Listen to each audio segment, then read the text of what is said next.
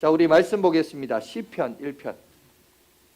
시편 1편 1절에서 3절까지 말씀입니다. 구약 성경 805쪽입니다.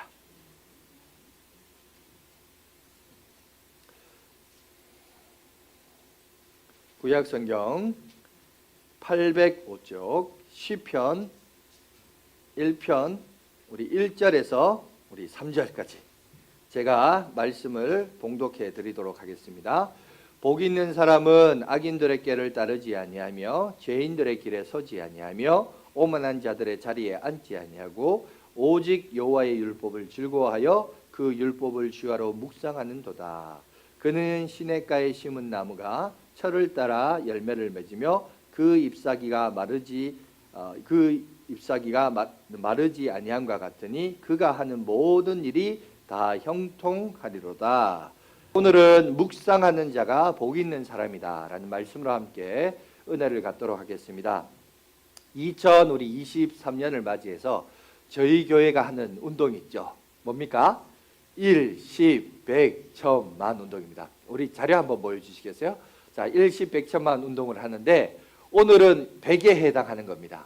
자, 매일 성경을 묵상한 내용을 100글자를 쓰자라는 주제로 이제 오늘 말씀을 함께 묵상이 주는 유익이 뭔가, 은혜가 뭔가, 묵상이 주는 힘이 무엇인지를 한번 묵상해보는 그런 시간을 갖도록 하겠습니다. 여러분, 사람들은 복을 좋아해요. 그래서 해마다 이렇게 새해가 되면 하는 인사가 뭡니까? 해피 뉴 이어, 그죠? 새해 복 많이 받으세요 라고 얘기합니다. 그만큼 여러분, 사람들 복 싫어하는 사람 없습니다. 다 복 받기를 원해요. 오늘 시편도 보니까 복 있는 사람은 이렇게 이야기가 시작이 됩니다. 그래서 복이 뭔가, 어떤 사람이 복 받는 사람인가, 어떤 사람이 복 있는 사람인가에 대해서 함께 은혜를 나눴으면 좋겠어요. 여러분, 구약 성경을 보면 이 복도요 2가지 종류가 있습니다. 몇 가지요? 2가지가 있습니다. 첫 번째가 뭐냐? 첫 번째가 원문을 보니까 바라크라는 단어가 있어요. 바라크라는 복이 있어요. 이 바라크라는 복은 뭐냐? 영어로 말하면 blessing입니다. 축복이라는 뜻을 가지고 있죠. 저기 이제 사진이 나와 있는데 저 사진이 누군지 아십니까? 미국의 전 대통령인 버락 오바마입니다. 자, 버락이라는 단어, 바라크라는 단어 같은 어근에서 와서요. blessing이라는 단어를 가지고 축복받는다. 여러분, 이 사람은요 주어지는 복을 말해요. 뭐냐? 우리가 경상도 말로 약간 밑가시 정도로 뭐냐면은 뭔가 얄밉게 저 사람이 뭔가 특별한 일도 하지도 않고 뭐 아름다운 일도 하지 않는데도 불구하고 하여튼 복을 누리면서 주어진 복을 누려 사는 사람도 있어요. 이런 사람이 뭐냐면 블레싱, 축복, 버락 이런 버락 이렇게 이런 단어, 이제 아랍에서도 이름 가운데 이제 버락이라는 단어가 많습니다. 그래서 이제 저런 뜻을 가지고 있습니다. 그런데 오늘은 저 바라크란 단어가 그 뜻이 아니고 오늘 시편의 1편에 나와 있는 이 복이라는 단어는 뭐냐면 아쉬레라는 단어를 써요. 이 아쉬레라는 단어는 보통 이제 기본형이 뭐냐면 에세르입니다. 에세르 단수인데 복이라고 하는 것이 그렇잖아요. 하나가 아니잖아요. 여러 개잖아요. 복수 명사예요. 그래서 아쉬레라는 단어를 많이 쓰는데 이 아쉬레라는 단어가 뭐냐면 해피니스, 행복이라는 거예요. 행복. 이거는 뭔가 어떤 일을 함으로 인해서 대가로 받는 어떤 조건적인 복을 얘기해요. 노력해서 어떤 행동을 해서 하늘로부터 그 사람이 그 복을 누리게 되는, 누리는 복. 이 누림의 복을 허락된 것을 이제 흔히 아쉬레 또는 이거를 이제 해피니스, 행복이다라고 얘기합니다. 성경을 우리가 한번 살펴보겠습니다. 전도서 6장 2절에 보면 이렇게 되어 있어요. 자, 한번 다 같이 읽어보겠습니다. 시작. 어떤 사람은 그의 영혼이 바라는 모든 소원에 부족함이 없어 재물과 부여와 종기를 하나님께 받았으나 하나님께서 그가 그것을 누리도록 허락하지 아니하셨으므로 다른 사람이 누리나니 이것도 헛되어 악한 병이로다. 하나님이 그에게 재물도 주고 종기도 주고 여러분 부여도 줬으나 정작 자기는 못 누렸대요. 남이 누렸다고 합니다. 야, 이것만큼 참 억울한 인생도 없을 것 같아요. 속상한 인생도 없을 것 같습니다. 근데 보니까 실제로 그런 인생도 있어요. 다 주었으나 정작 누리지 못하는 인생, 이런 인생이 여러분 있습니다. 자, 그런데 오늘 보면 이것도 참 속 터지는 인생이죠. 그런데 오늘 여기 보면 이런 행복을 누리는 비결에 대해서 오늘 시편은 우리 가운데 얘기하고 있습니다. 그런데 어떻게 하면 이 행복을 누릴 수 있느냐? 간단합니다. 두 가지를 얘기하고 있어요. 첫 번째가 뭐냐? 악을 멀리하라는 거예요. 악을 멀리하라. 1절 말씀 보십시오. 자, 보세요. 복 있는 사람은, 다 같이 읽겠습니다. 시작. 복 있는 사람은 악인들의 길을 따르지 아니하며 죄인들의 길에 서지 아니하며 오만한 자들의 자리에 앉지 아니하고. 다시 말해서 악과의 단절입니다.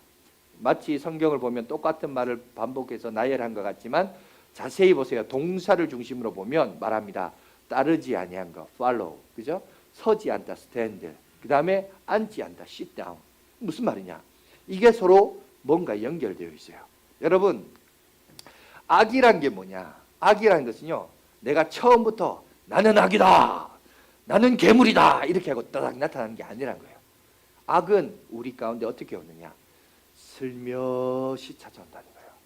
뭔가 여러분 어떤 일을 결정할 때 뭔가 아쉬워요.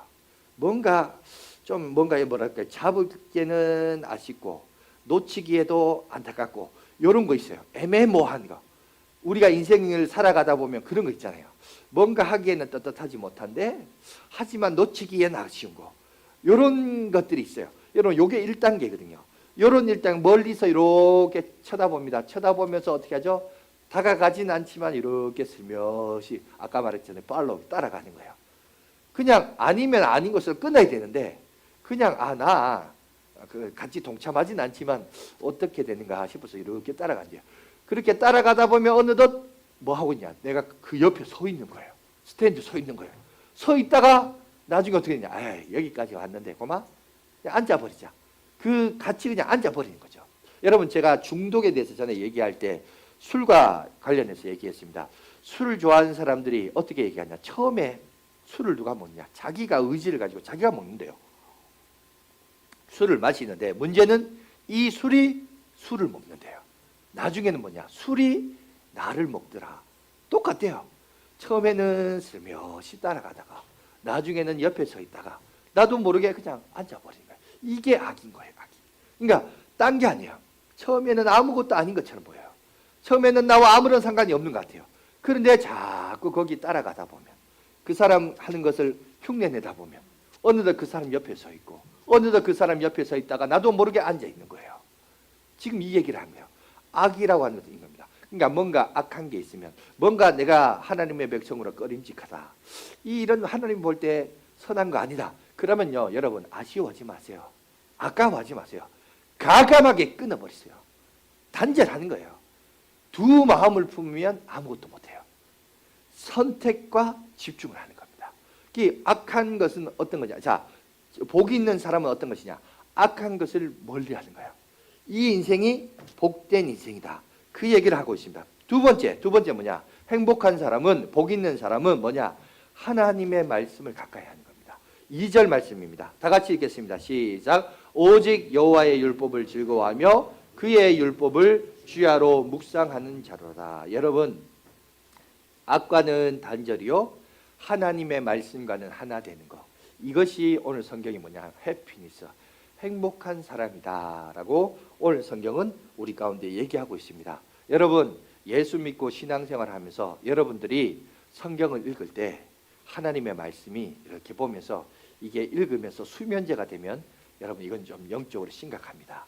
흰 거는 종이요 까만 거는 것이요, 읽어도 여기는 그림도 없냐고 성경책이. 그러면서 지루해서 잠만 오면 이게 여러분 좀 문제가 되는데, 반대로 성경을 읽는데요, 이게요 꿀송이처럼 닮으면 여러분 그 사람은 영적으로 상당히 건강한 사람이에요. 시편 119편 103절에도 우리 가운데 이 얘기를 하고 있습니다. 한번 읽어볼까요? 시작. 주의 말씀의 맛이 내게 어찌 그리 단지요, 내 입의 꿀보다 더 다니이다. 여러분, 그 사람의 신앙의 건강성을 보기 위한 측정, 그건 뭐냐?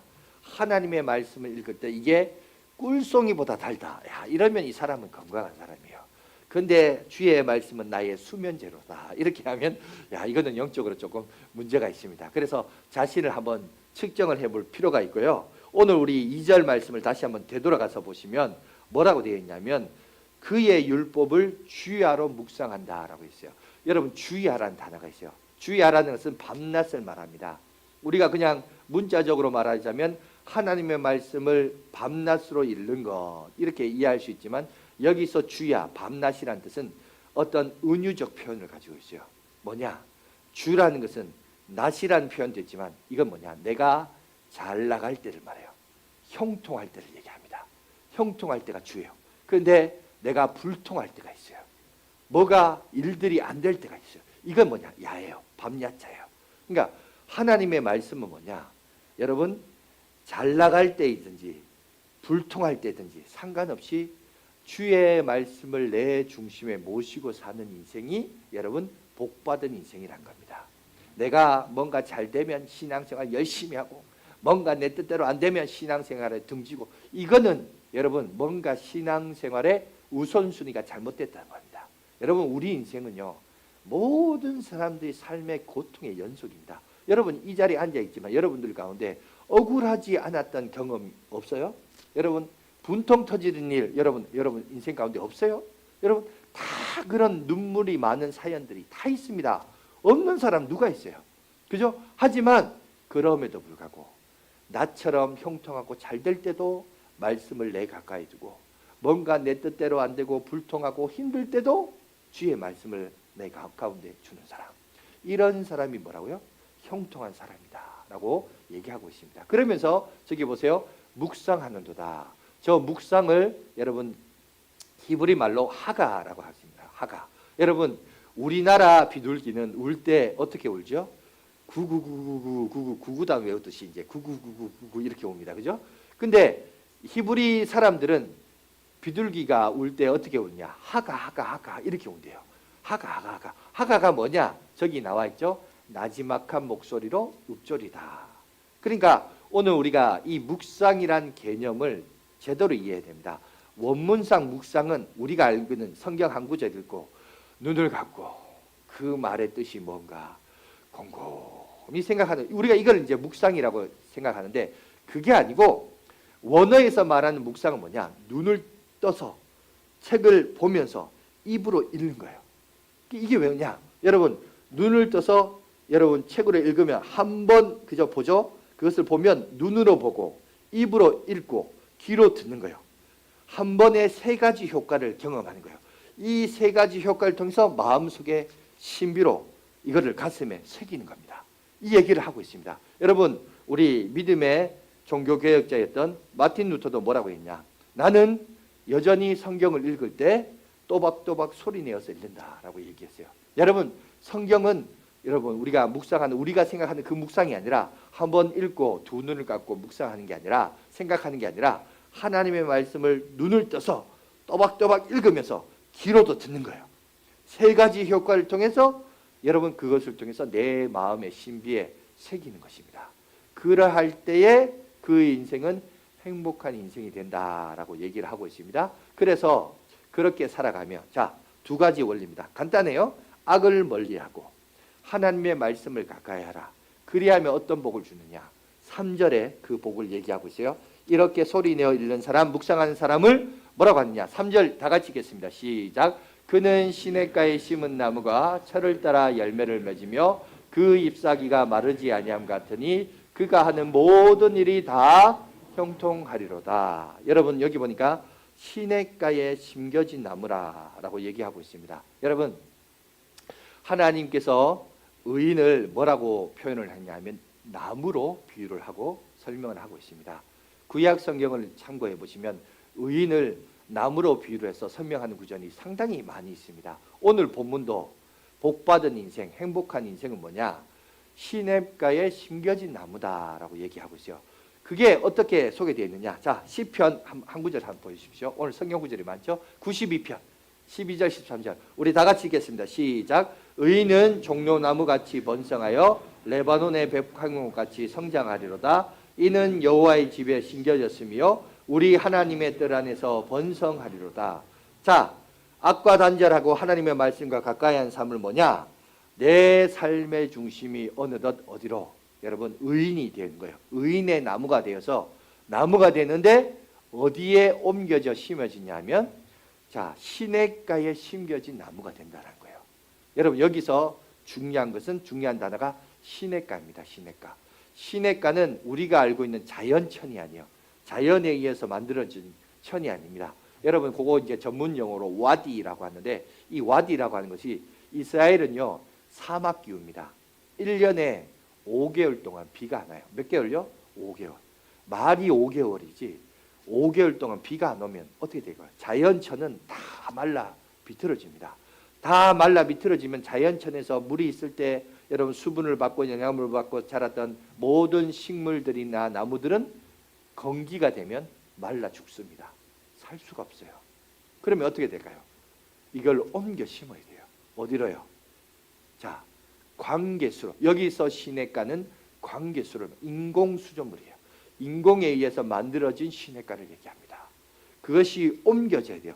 그래서 오늘 시냇가에 심은, 성경은 심었다 능동태로 표현하고 있는데 여러분 사실 우리 인생을 보십시오. 우리 인생이 능동태입니까? 옮겨 심는다고 그게 옮겨 심을 수 있나요? 아니요. 옮겨 심을 수 없어요. 여러분 우리는 어떻게 해서 나가느냐? 여러분 누군가에서 옮겨지는 존재예요. 그 누군가가 누굽니까? 우리 하나님인가요? 여러분 인생을 이렇게 살아보십시오. 뭔가 인생에 대한 자기 인생의 계획이 있고 그죠? 목표가 있고 설정이 있지만 어느덧 인생을 살아오면서 뒤를 돌아보십시오. 내 계획대로 된 게 있나요? 아니에요. 우리는 우리의 삶을 능동태라고 얘기하지만 아닙니다. 어리석은 사람들이, 모자라는 사람들이, 덜 성숙한 사람들이 인생은 능동태라고 얘기하지 내 삶을 개척한다 이렇게 말하지. 여러분 삶을 다 살아온 인생을 돌아보면 여러분 내 뜻대로 된 건 잘 없어요. 누군가에 의해서 끌려가는 인생, 수동태입니다. 이걸 디바인 패시브라고 해요. 신적 수동태라고 합니다. 하나님이 우리를 시냇가에 심겨진 존재로 우리를 심어줘야 우리가 그래야 살 수 있는 겁니다. 나무가 물이 없다고 다리가 있어서 움직여가지고 물 있는 곳에 이동하는 게 아니라 나무는 누군가에 의해서 뽑혀져서 심겨져야 돼요. 그러면 누군가에 의해서 심겨지는 게 뭐냐? 그게 하나님의 놀라운 섭리라는 겁니다. 오늘 이 자리에 앉아있는 여러분도 마찬가지입니다. 내가 이 자리에 오기까지 누군가에 의해서 심겨진 존재예요. 하나님께서 내가 아는 가족과 내가 아는 지인과 내가 아는 친구를 통해서 이 자리에 와서 예수 믿고 신앙생활 하는 겁니다. 여러분 얼떨결에 온 게 아니라 재수 없어서 온 게 아니라 하나님께서 내가 아는 사람을 통해서 심겨진 거예요. 그렇게 심겨진 자가 뭐다? 복받는 인생이다. 지금 그 얘기를 오늘 성경은 우리 가운데 얘기하고 있습니다. 아무쪼록 여러분들도 심겨진 인생이 되셔서 하나님의 크신 사랑과 은혜와 능력을 경험하며 나가는 저와 여러분들이 되시기를 간절히 바라겠습니다. 성경에도 이것에 대해서 얘기합니다. 잠언 16장 9절에 한번 보여주시겠어요?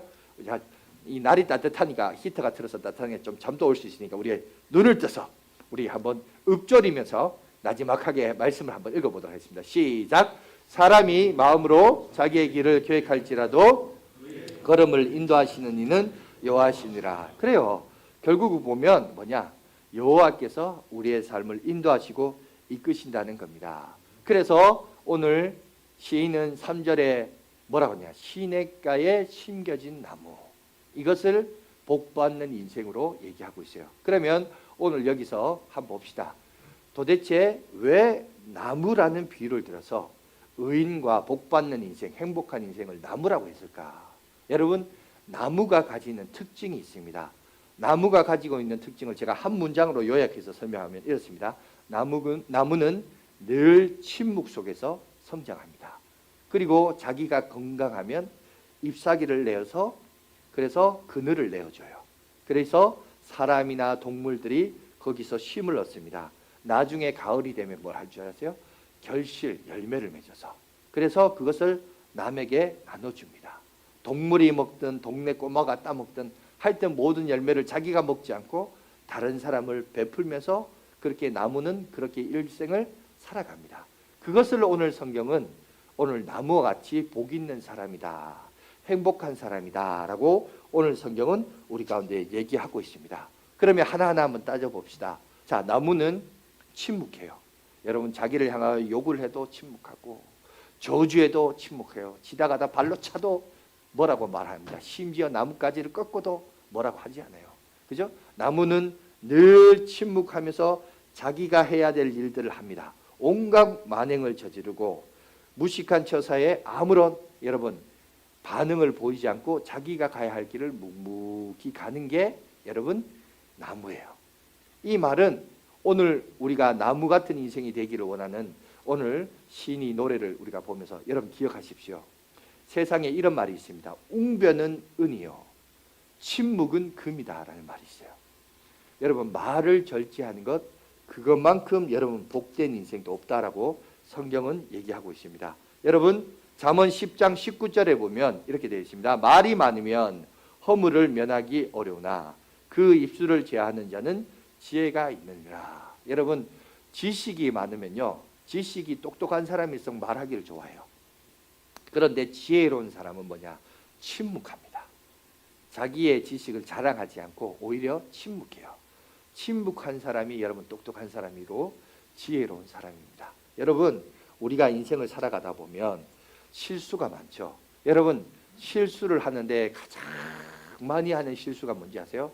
말로 하는 실수예요. 그래가지고 실제로 미국의 어느 하는 대학교에서 조사를 했습니다. 뭘 조사했냐? 사람이 말로서 하는 실수 가장 말 실수가 많은 게 뭐냐면 거짓말이거든요. 작은 거짓말부터 시작해서 의도적이고 큰 거짓말까지 사람이 도대체 하루 동안 얼마만큼 거짓말하느냐 이걸 또 연구를 했어요. 연구를 해서 조사를 했는데 보니까 여러분 하루에 거짓말 몇 명 하는지 아세요? 평균적으로 약 180번 한답니다. 여러분 이게 다른 사람 얘기, 범죄자 얘기가 아니라 오늘 일상생활을 살아가는 우리들이 평소에 얼마나 거짓말 많이 했냐? 하루에 180번. 시간으로 따지면 8분에 한 번꼴로 거짓말 한대요. 여러분 충격적이죠? 나는 정직하다, 나는 똑똑하다, 그래서 난 거짓말 안 한다 이렇게 말하는데 아니에요. 그만큼 생각보다 거짓말을 많이 한대. 전화 오면 야 엄마 없다고 그래. 이거부터 시작해서 이런 사소한 말부터 시작해서 의도적이고 악한 것까지 다 합치면 하루에 180번이나 한답니다. 보통 사람들이 그 정도 한대요. 그러니까 8분에 한 번꼴로. 그런데 그러면 여러분 거짓말을 줄일 수 있는 방법이 있습니까? 있습니다. 뭐 하느냐? 침묵하는 거예요. 8분만 침묵해 보십시오. 한 번에 여러분 거짓말을 줄일 수 있는 은혜가 있습니다. 그만큼 여러분 사람이 이 말에 대한 실수가 많아요. 성경에 볼까요? 야고보서 3장 2절도 이렇게 되어 있습니다. 다 같이 한번 읽어봅시다. 시작. 우리가 다 실수가 많으니 만일 말에 실수가 없는 자라면 곧 온전한 사람이라 능히 온몸도 굴레를 씌우리라. 여러분 말실수 없는 사람이 온전한 사람이라고 성경 말해요. 그런데 문제는 말실수가 없는 사람이 없어요. 세상에 다 말실수예요. 여러분 앞에 있는 저도 말실수예요. 그러니까 여러분 말실수 이건 없어요. 이런 사람 없어요. 그러니까 이런 인간이란 것을 기억해야 됩니다. 그러려면 이제 어떻게 해야 되느냐? 그러니까 침묵하는 훈련을 우리가 해야 돼요. 이게 침묵하는 훈련이라는 게 뭐냐면 이런 겁니다. 그냥 평소에 말하지 마라 이 말이 아니라 어떤 상황이 놓여져요. 하나의 예를 한번 들어볼게요. 성경에 보면 여러분 요셉이라는 사람이 있습니다. 여러분 잘 아시죠? 창세기 여러분 마지막 부분에 등장하는 주인공인 요셉의 스토리를 보면 요셉은 형들이 미움을 받아서 종으로 애굽의 종으로 끌려갑니다. 보디발 집안의 종으로 살아갑니다. 열심히 살았습니다. 주인이 그를 인정해 주었습니다. 그런데 주인만 인정한 게 아니라 그 여종도 그 여주인의 사모님도 이 요셉을 너무 사랑했어요. 그래서 요셉과 함께 동침하려고 유혹을 합니다. 그런데 요셉이 그것을 뿌리쳤어요. 그런데 주인이 화가 났죠. 감히 종 따위 주제게 여주인이 오라 그러면 오지. 그래서 자기 남편에게 고발합니다. 이 남종이 나를 겁탈하려고 했다. 이 말이 뭐겠어요? 여러분 동서고금을 만노하고 남종이 여주인을 여러분 겁탈하거나 희롱한다? 이거는 사망각이에요. 그죠? 이거는 이거 뭐 따지고 뭐 하고 할 것도 없어요. 뭐 당시 애굽의 문화가 어땠니? 뭐 애굽의 문화만 그렇겠어요. 우리나라 조선 시대도 그런 일이 일어났다. 이거는 뭐 죽임을 당해도 그 누구도 이걸 마땅하다고 얘기했거든요. 그런데 보디발이 이거에 대해서 어떻게 처시를 내린 줄 아세요? 그냥 요셉을 감옥에 가둬버립니다. 요 정도 선에서 멈춰버려요.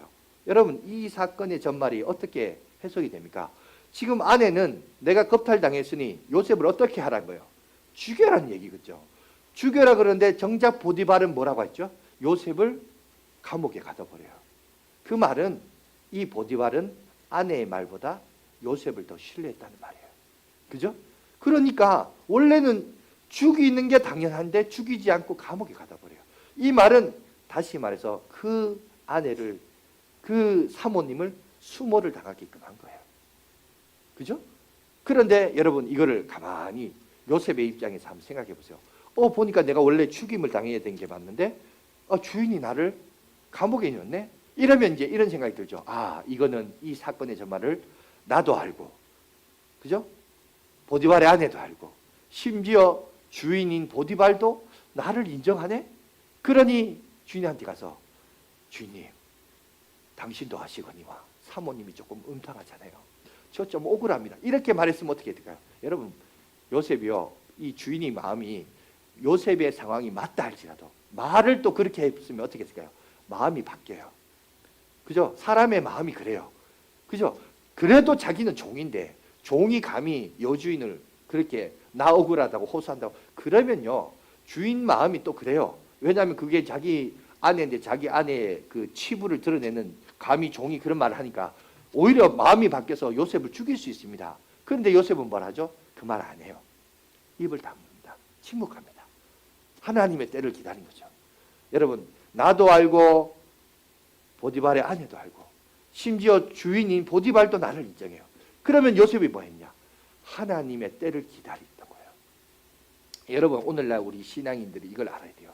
오늘날 우리 사회도 미디어가 발달되고 선동하는 시대 아닙니까? 나를 알아달라고 피하라는 시대 아니에요? 그런데 그때 여러분 우리 인생도 언제나 억울함이 있어요.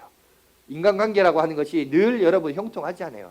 뭔가 화가 나고 열받고 짜증나는 일이 있어요. 그런데 그때 나 짜증난다고 짜증내지 마시고 하나님의 때를 기다리세요.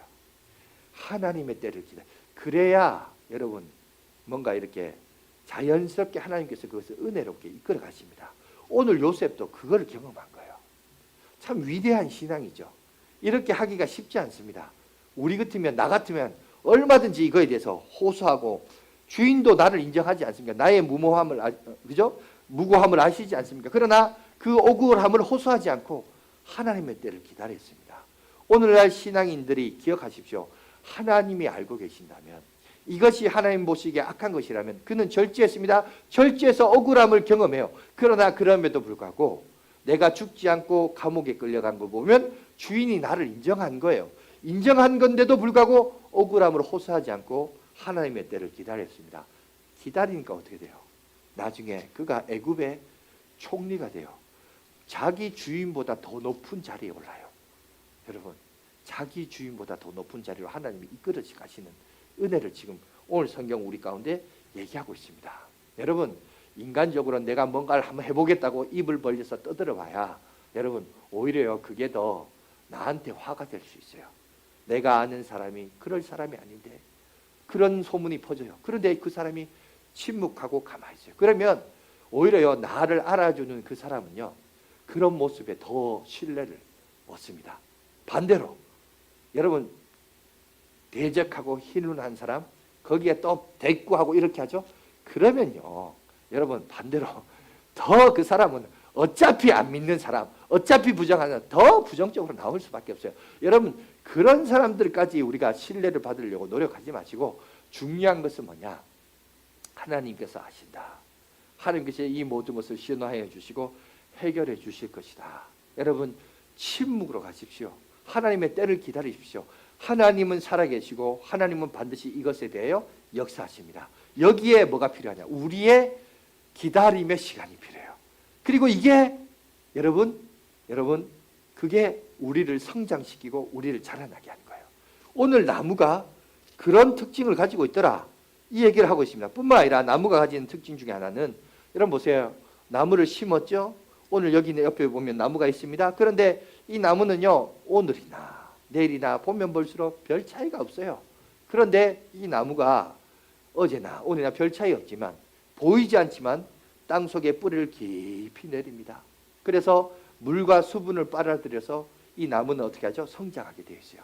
그것이 6개월, 1년, 그죠? 5년, 10년이 되면 어느덧 우리도 모르게 우리 키보다 더 크게 큰 나무가 성장하는 모습을 볼 수 있습니다. 여러분 마찬가지입니다. 우리 인간도 우리의 내면이 성장해야 돼요. 육체적인 성장만이 아니라 우리의 내면도, 우리의 기도 성장해야 됩니다. 예수님의 성장에 대해서 소개되어 있는 누가복음 2장 52절에 보면 이렇게 우리 가운데 얘기하고 있습니다. 다 같이 한번 읽겠습니다. 시작. 예수는 지혜와 키가 자라가며 하나님과 사람에게 더욱 사랑스러워 가시더라. 여러분 오늘 보니까 예수님이 어떻게 성장했냐? 지혜가 자랐다. 지적인 성장을 얘기해요. 그죠? 키가 자랐다. 육체적인 성장입니다. 하나님한테 사랑받았다. 영적인 성장이에요. 사람들에게도 사랑받았다. 사회적 성장입니다. 예수님은 성장할 때 골고루해요. 입체적으로 골고루 성장했습니다. 여러분 우리가 신앙생활을 하면서 이런 게 필요해요. 교회 안에서 보면 아주 인격과 사회적인 관계는 완전히 무너지고 종교적인 것만 주여 믿습니다 이런 사람들이 있어요. 그렇게 맹신하는 사람들이 있어요. 여러분 이런 사람들이 위험해요. 이런 사람들은 나중에 이단에도 잘 빠져요. 인격은 안 자라면서 사회적인 관계만은 허물어지면서 영적으로 하면 나는 하나님 앞에만 자라겠다. 여러분 이거 기현상입니다. 좋은 거 아니에요. 골고루 잘 자라요. 반대로 교회에 와서 사람들하고 관계는 좋은데 신앙적인 부분이 떨어지는 사람도 있어요. 여러분 이런 사람들 뭐냐? 이런 사람은 영적으로 고갈됩니다. 공허합니다. 그러니까 사실은 두 가지가 균형을 갖추는 게 참 중요해요. 두 가지 균형을 갖추면서 우리의 내적인 내면의 성장을 가꿔야 됩니다. 여러분 성경 한 구절 한 번 더 보겠습니다. 고린도후서 4장 16절 말씀 우리 다 같이 읽게요. 시작. 그러므로 우리가 낙심하지 아니하노니 우리의 겉사람은 낡아지나 우리의 속사람은 날로 새로워지더라. 여러분 우리의 속사람이 날로 새로워지는 게 바로 성장입니다. 우리의 속사람이 날로 새로워져요. 그런데 우리의 속사람이 날로 새로워지는 것을 뭘로 볼 수 있느냐? 알 수 있습니다. 어떻게 볼 수 있느냐? 목사님 우리가 영안의 눈을 띄어서 봅니까? 아닙니다. 어떻게 보느냐? 얼굴 표정에서 볼 수 있어요. 그 사람의 속사람이 날로 새로워진지. 여러분 외모와 인상은 다른 겁니다. 여러분 아시죠? 외모는요 부모로부터 물려받았어요. 그래서 내 책임이 아니에요. 그거는 내가 못생긴 거 우리 부모 책임이에요. 그죠? 그게 내 책임이 아니에요. 그런데 인상은 나의 책임이에요. 얼굴이요 아무리 예쁘고 멋있어도요 얼굴에 수심이 가득한 사람이 있어요. 교회를 와도 그냥 내가 봐도 알아요. 제가 영안의 눈이 그렇게 좋은 목사는 아니지만 이렇게 봐도 억지로 와가 앉아 있어요. 얼굴에 수심이 가득해요. 여러분 그러면요 목사인 저도 그 사람 다가가기가 되게 불편해요. 그죠? 예쁘긴 예쁜데 얼굴에 수심이 가득. 여러분 이거는 자기 책임이에요. 인상은 자기 책임. 여러분 실제로 링컨 대통령이 그런 얘기했습니다. 사람이 나이 40이 되면 자기 얼굴에 책임을 져야 된다라고 했어요. 무슨 말? 인상이에요. 인상. 여러분 사람이 늘 행복하고 감사가 있는 사람들, 그런 사람은요 얼굴에서 표정이 웃어요. 미소가 넘쳐요. 저희 고등학교 때 음악 선생님은 항상 그런 얘기해요. 아침에 나올 때마다 5분 동안 거울을 보면서 웃는 연습만, 이렇게 입 다물고 웃고 입을 벌려서 웃고, 그렇게 늘 웃는 인상을 통해서. 왜냐하면 사람이 웃어야 다가가기가 좋아요.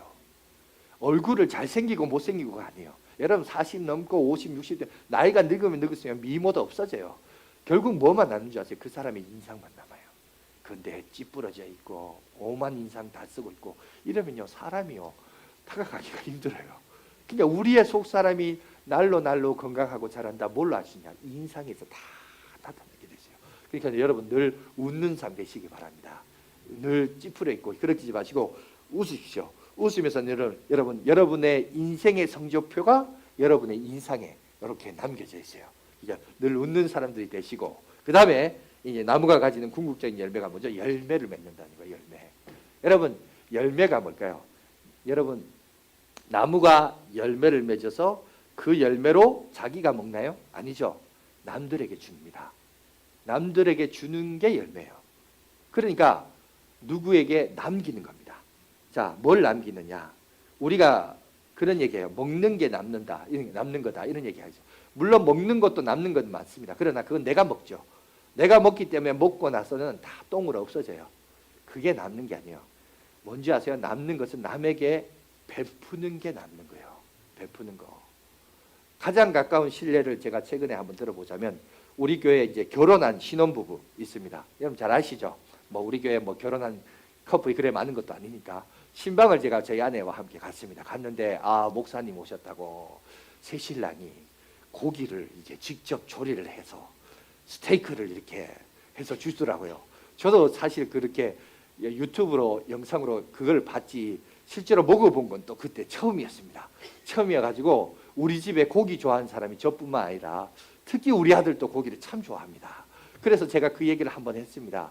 뭐 한 번 이렇게 듣더라고요. 그래서 요새 또 방학도 되고 해서 이제 주말마다 이제 마트 가서 이제 장을 보는데 장을 볼 때마다 그 고기 파트 이제 가면 고기가 이렇게 있잖아요. 그 고기도 한 손바닥만 해요. 제 손바닥. 근데 그걸 이제 보면서 이 고기를 보면서 이제 아마 이 고기일 거야, 아니면 저 고기일 거야 막 보면서 이제 얘기를 해요. 얘기하는데 아들이 하도 제가 그런 얘기를 하니까 옆에서 해요. 아들한테 좀 먹여주고 그런 소리 해라고. 그러면서 이제 그런 얘기를 하는데 여러분 보세요. 누군가에게 신세를 지고 뭔가를 얻어먹으면 그게 어떻게 되는지 아세요? 다 지나가는 게 아니고요. 내 마음속에 남겨져 있어요.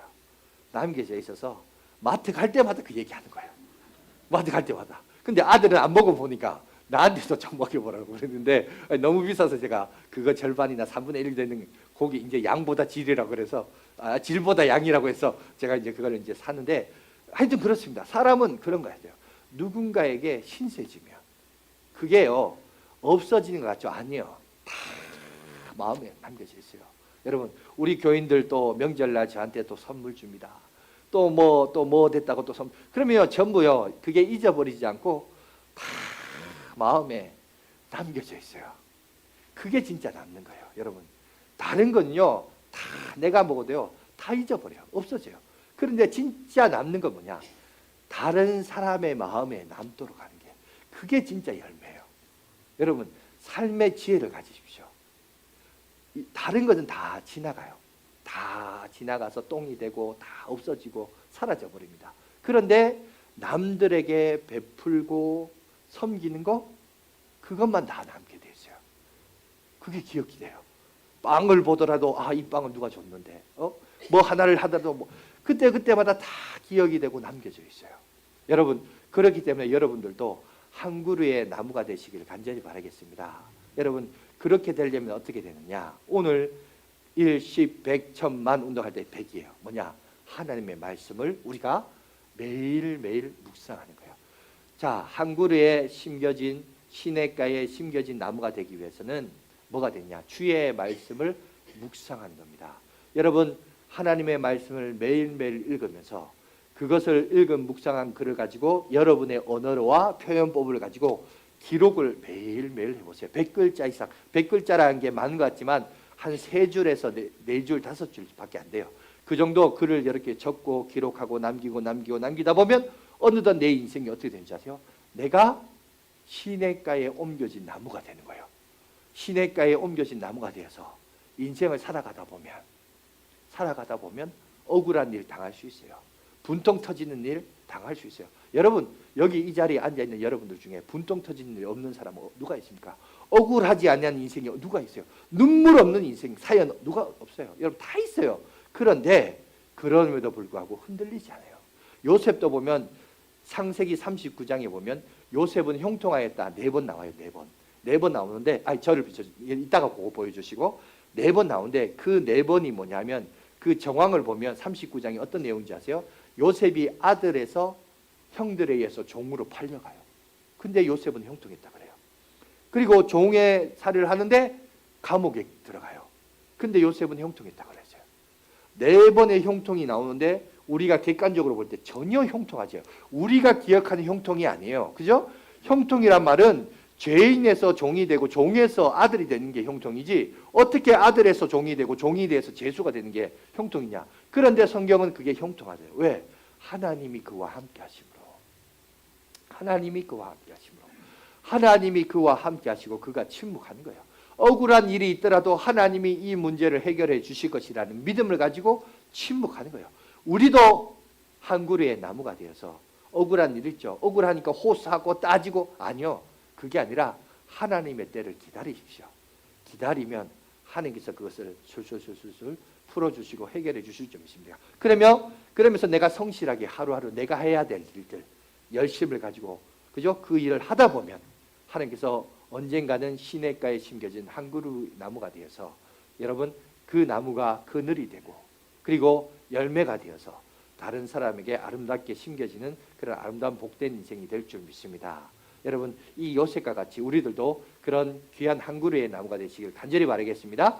오늘 이제 아까 PPT 보여줬는데 우리 창세기 39장 23절과 3절 말씀 연결해서 한번 읽고 오늘 말씀을 한번 마치도록 하겠습니다. 시작. 간수장은 그의 손에 맡긴 것을 무엇이든지 살펴보지 아니하였으니 이는 여호와께서 요셉과 함께 하심이라.